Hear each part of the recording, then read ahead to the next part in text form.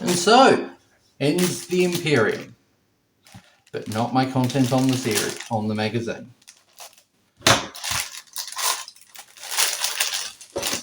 Better yet,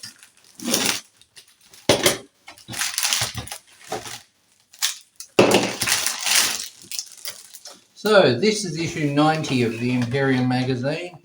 It comes with ILLUMINOR SZERAS, and that's it. So I just kind of wanted to unbox it first. So we've got SZERAS on the sprue here.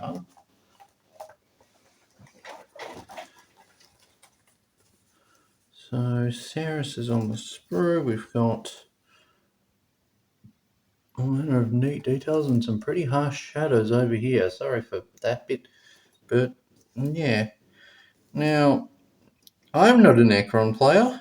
I am a Sister of Battle player and a Guard player. And the parts of this model that interest me hilariously are the smallest. We've got a dying priest on the base here. And essentially the reason I chose to keep this magazine, keep my subscription with the place for that I got this magazine through, was purely for the priest. I am going to be turning him into something. You will refrain from such unscientific terminology in my presence. Sorry for the... We have ILLUMINOR SZERAS. I'll just grab that. Now, the magazine itself isn't really worth mentioning much on. It gives the build and paint guide for him. It doesn't really conclude much with the campaign, I don't think. The magazine itself likes to fall apart.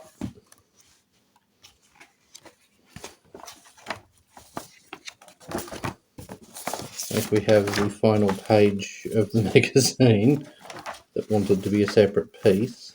We've got paint section, paint section, paint section, paint section. Oops. We have the bit on the final assault here and a tutorial involving him. And apparently Eruptic Overcharger, which I think is the weird weapon he has. And a mission session and a mission thing with a suggestive 85 points of power level of Necrons and 100 power level of Imperial. Okay then.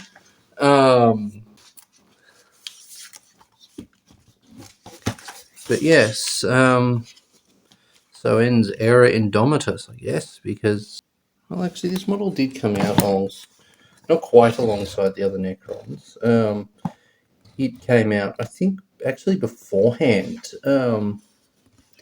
in the Psychic Awakening Pariah book alongside the Inquisitor from the Last Part Works video, who I can't currently find. No, I need to sort out proper organisation at this joint. But in terms of scale, let's just shove him over a bit. Or let's just put him in front of you. Put him on his base. Actually, no. Let's just... Like, you can see the sheer difference in size.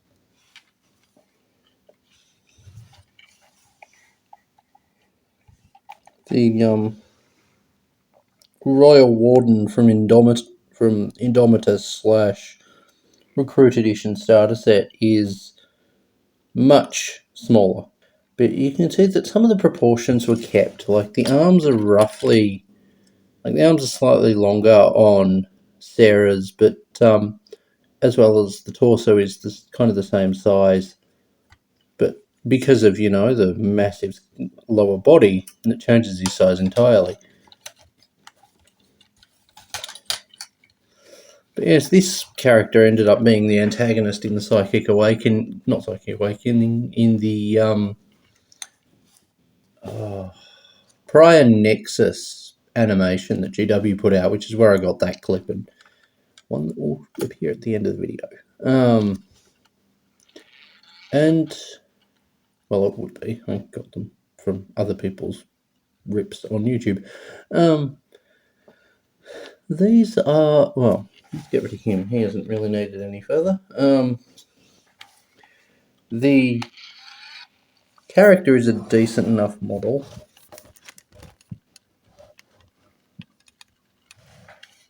The lighting is way harsh right now, but I might have a chance of changing that. But yeah, this model is very detailed, and I wouldn't recommend it as a first model. I'm doing distractionary things with my hands. The model is quite complicated, and if you miss a step and have to put things in a bit later, like I did with one of his hoses, it is really hard. It is really awkward to do. And the little hose on his back that connects to his chest, I didn't see on the instructions because they give you multiple things at once to do, and yeah, it got glued in much later. I also didn't glue the priest together quite right because I glued much of the priest together first, so I ended up having to separate his leg off, Ceras's leg off the priest's part to attach part of the sleeve in. That also gave the firearm for the priest. Now I'm still going to do something with that priest, but with Ceras being a separate part, that makes things easy for me. So in terms of scale to other things from 40k, let's just put Sarah's here. First of all, for the Space Marine players, we have a Dreadnought, the new Iron Ballistus one from Leviathan. We have the Space Marine. We have a Space Marine Heroes Space Marine. He is tiny. Bolter. He is much smaller. We have a Guardsman conversion built from a cultist. That will not be the last time you see that model on the channel. And an armor guy who is taller than him. Yeah, I don't have much in the way. I don't really have anything Necronish beyond a few things I've got aside for conversion, such as such as a Recruit Edition box that's full of bits gathered from it, plus multiples of issue 1 of the Imperium magazine. But there will be a video at some point where I showcase things I've done with everything from the Imperium mag, and that won't be anytime soon because there's so much to do.